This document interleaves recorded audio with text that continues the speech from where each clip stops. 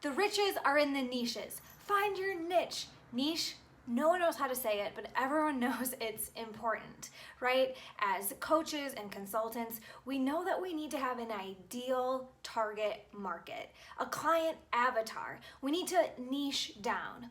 But the problem is no one really knows how to do that. So if you are wondering, what is my ideal client? Where are they hanging out? How do I figure out what my niche is? Then you are in the right place, because today I'm going to tell you how to do market research and identify and reach your ideal clients. I'm Hanna Hermanson, certified success coach, international speaker, brand strategist, and real person. And don't forget to subscribe to this channel so you can keep getting insights and hacks on how to up-level your marketing, your branding, and your business as a coach or a consultant. And today I'm going to be breaking down how to do market research to identify who else is playing in your field and how can you position yourself among your competitors in a way that your ideal clients will be lining up, eager and ready to work with you. I remember back when I started my coaching business, and of course I had my own business coach. So when we first started working together, I was brand new and I knew I needed to figure out who was my ideal client. I had heard over and over, if you work with everyone, you work with no one. Right? If your messaging is so generic and so big and you can help everyone with their relationships and their business and their money and their mindset and their fitness, then no one trusts you, right? I knew that you had to become a specialist. You had to become the heart surgeon as opposed to the general practitioner. Because when I think about going to the general practitioner, I'm not really sure why I would go there, right? But I know I'm going to pay a heart surgeon more as a specialist. And as a coach, I wanted to take my level to expert, to being that well-paid, sought-after person, a specialist. So back in the day, my old business coach told me, all right, Hanna, we are going to just paint this picture of your ideal client. So I want you to just make up this person, write down her name, write down how old she is, go find a picture on Google of her and put it up on your vision board, and really get every detail all the way down to what color nail polish she wears. And so I did it, and it didn't work. It was fun for a while, but I see this happening over and over and over again. There are other coaches and consultants out there telling you to make up, to fabricate, to create a fake person in your head and call that your ideal client. There's a better way to do it. A better way that's going to save you time, energy, and actually get you in contact with your ideal client. There are 4 key points that you can take away today, and you can even get started immediately. Step number 1, evaluate your dream life non-negotiables. So often we go out and we see something that's working and we just want to recreate it. Right? I did this with courses at the beginning of my coaching career. I was like, oh, everyone has a $97 course. I'm going to go make a course and try to sell it. But then I realized that I didn't actually like tech. I didn't actually like Facebook ads. I wanted to be in contact with people. But I was just recreating this wheel that I saw working for other people, but it didn't fulfill my needs, how I wanted to work. I wanted to be talking to people, and I did not want to be slaving away on ClickFunnels all day, every day, and tracking data. I wanted to be in conversation with people. So I started my business the wrong way. It wasn't grounded in my dream life non-negotiables. Again, I was just looking for the outcome, but not the actual lifestyle. You need to build your business around your dream life. Don't think your dream life is going to come when you have your business set up. Start with your dream life, and then we'll build a real business that supports it. I encourage all of my clients to take a moment to just outline their ideal week. What time are you going to wake up? How many client calls will you have? How many hours will you be working? Will you have a team? Will you be traveling a lot? Will you be in your yoga pants? Will you have time for meals? Or do you intermittent fast and lunch break doesn't matter? And outline how much you want to be working. Who are you interacting with? Is it just clients? Is it team? Is it other coaches that you're delegating to? Really think about, what is the dream vision you have? Because you can build a business around that, right? We don't want to put you in another prison or another cubicle or another desk job. And I see this happening all too often, right? We quit our 9-to-5s and become coaches so we can have a life of freedom, but then we're stuck in schedules that are not freeing for us. The second part of step 1 is to go and look at people who have that lifestyle. Not in your industry. I found a lot of photographers actually that had really similar businesses to me. They would work a few hours doing shoots, it was weddings and stuff, maybe on the weekends, but they had a lot of flexibility in their week. And they were traveling and they could bring their family with, and they were really selective about the days and the months that they were working. And so I started following a lot of photographers and taking a look at how they packaged their business. So do the same thing. Go and take a look at influencers, leaders, business owners that have nothing to do with coaching or consulting or your area of expertise, and just start to take a look at how do they structure their business. Again, do they have courses? Do they have VIP clients? Do they have a huge team? Do they travel? And just start to get in touch with how they're doing it. Word to the wise, as you're taking a look at other people, anytime you're doing market research, I want you to cross out the idea that they're competitors. If you find someone who's living the life or offering the services or making the impact that you want to make, celebrate that. Use that as evidence that it works. If they can do it, so can you. Don't look at competitors and say, oh, they took my offer. I was going to help stay-at-home moms with time management, but there's 200 people in the world doing it. That doesn't matter. You don't have to work with everyone. You're not going to be everyone's flavor. You're not going to be everyone's favorite. Okay, there's plenty of clients. We live in an abundant economy. You have plenty of resources and opportunities. And so we've got to be sure that as we're looking at market research, we're not falling into comparison traps. We're not beating ourselves up. We're not talking ourselves out of an opportunity. If other people are doing something similar to you, use it as evidence that it's possible. Second thing we need to get clear on when we're doing market research is, who do you like? Who do you enjoy being around? Who do you want to work with? So many times people will say, well, I'm going to work with executives because they have a lot of money. Do you like working with executives? Do you like having to work around their tight schedules? Maybe. Or maybe you really like working with creative people because you love to see the way their brain works and you like to be in kind of a flowy process. One of my first one-on-one offers was for women with eating disorders. I was coming from a place of, I know what they need, I've been through it, I have all these tools, they need stuff from me.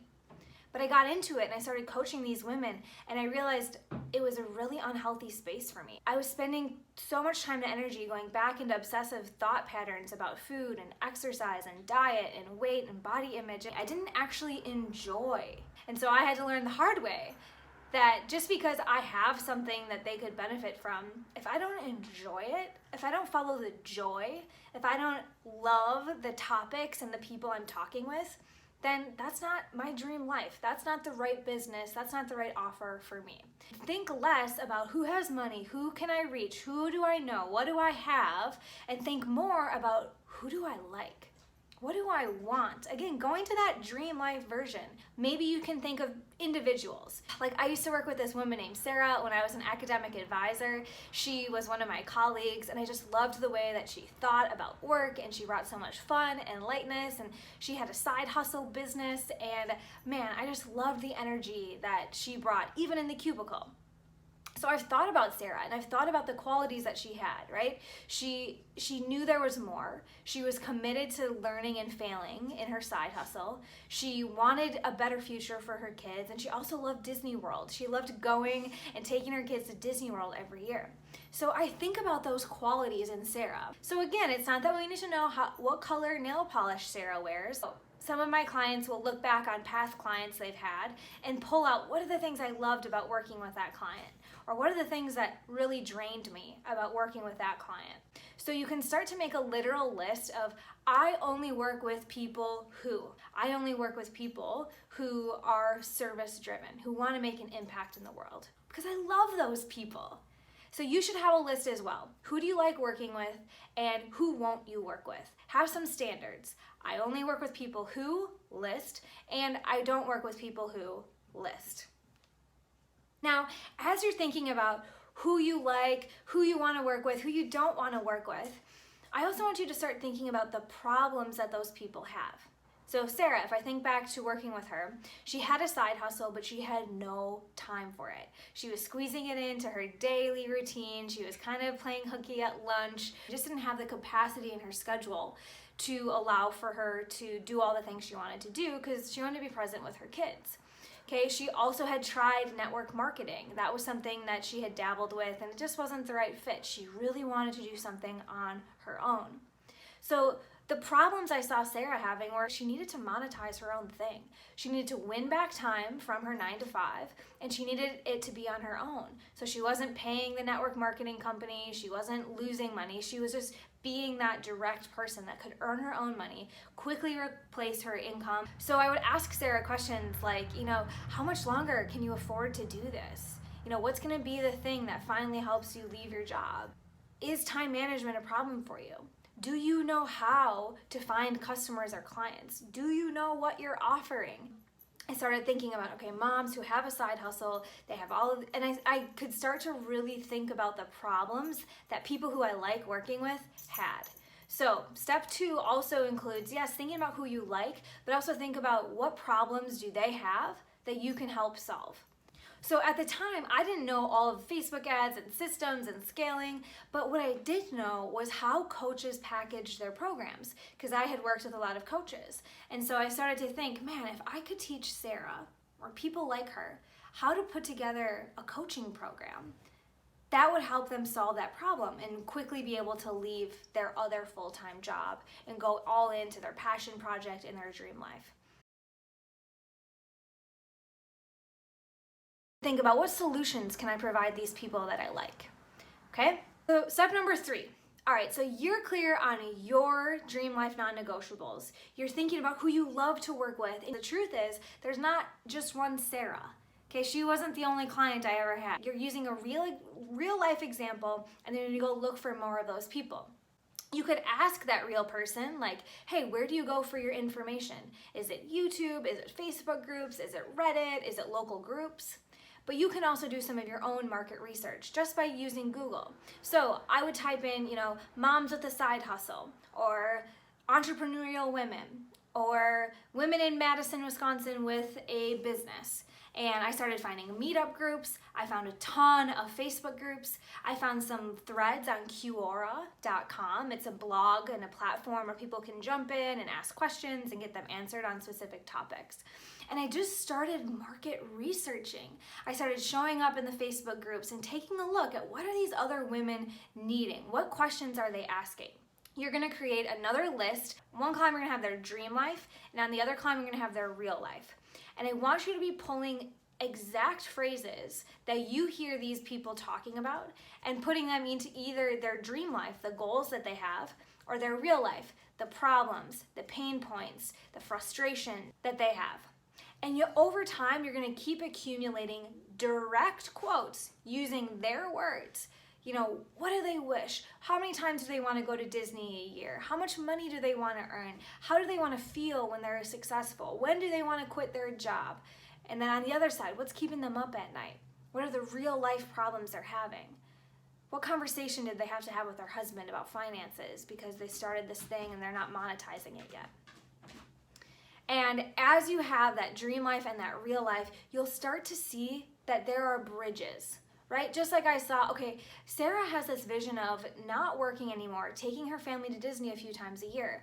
But right now she doesn't have the time because she's stuck in her 9 to 5. So do you see the bridge is to get out of the 9 to 5?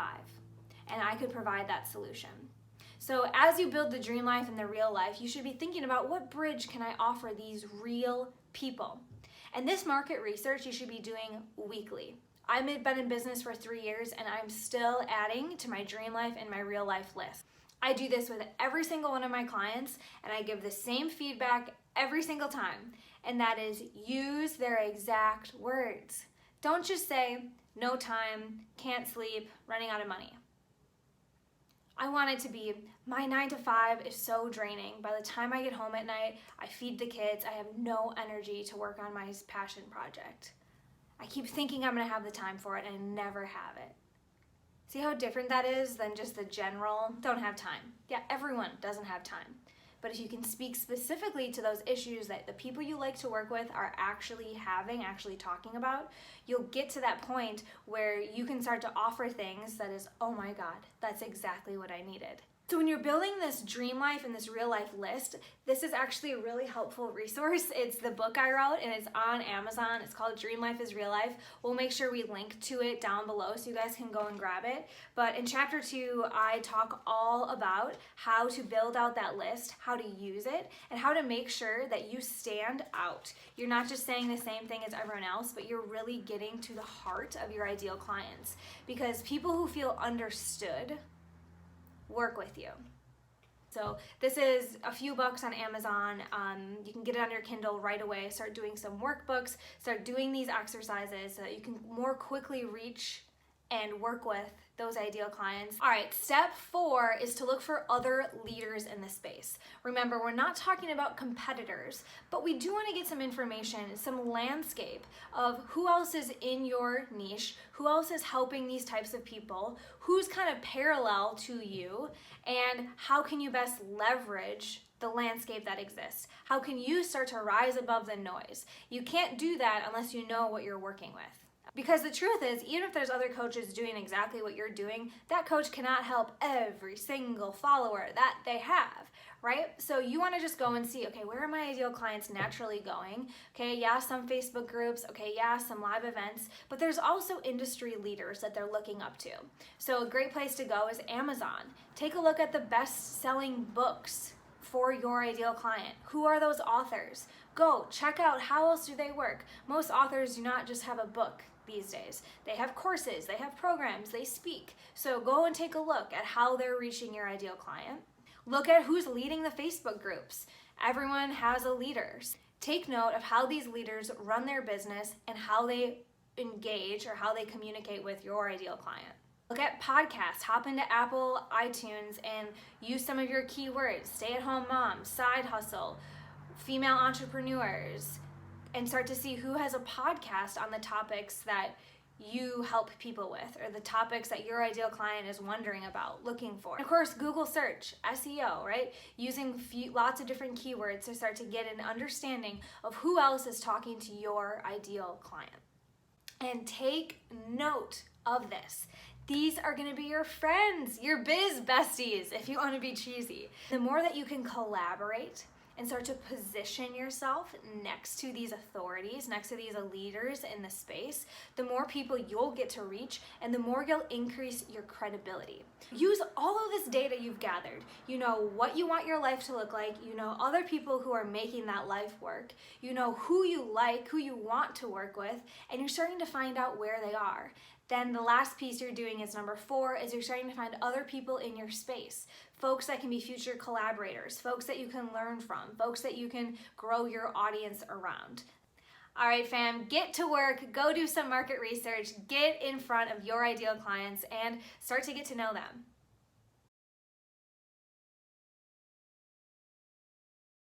And you'll get to say, I know.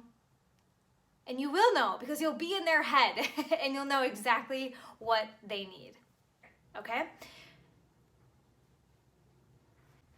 The riches are in the niches, not just up in la la land, daydreaming and printing off creepy pictures, printing off. It says they don't know how, Madison.